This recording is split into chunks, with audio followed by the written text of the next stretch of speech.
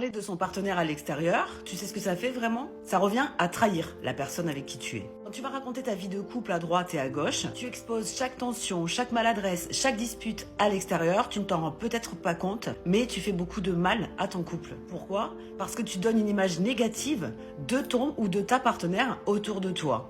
Une image faussée, une image déformée, une image négative et injuste. Tu crées un personnage qui n'existe pas. Celui ou celle qui a toujours tort, celui ou celle qui veut toujours se disputer, celui ou celle qui ne fait jamais assez et qui n'est jamais assez de toute façon. Ça vous empêche totalement de vous réconcilier. Parce qu'une fois que tu as développé cette version-là de ton partenaire, dans l'esprit de tes proches, tu ne peux plus l'effacer.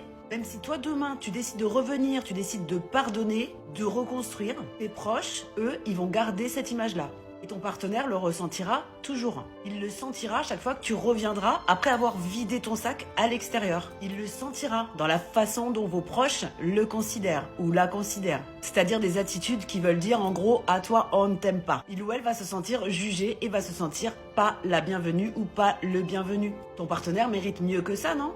Un couple respectueux, loyal. Un espace où ce qui se vit à deux reste à deux.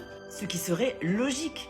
Alors on arrête d'aller répéter « attire l'arigot » comme si on était à la maternelle. On arrête d'utiliser les autres comme défouloir émotionnel. Parce que ça, tu crois que ça te soulage, mais en réalité, c'est exactement ça qui finit par briser ton couple.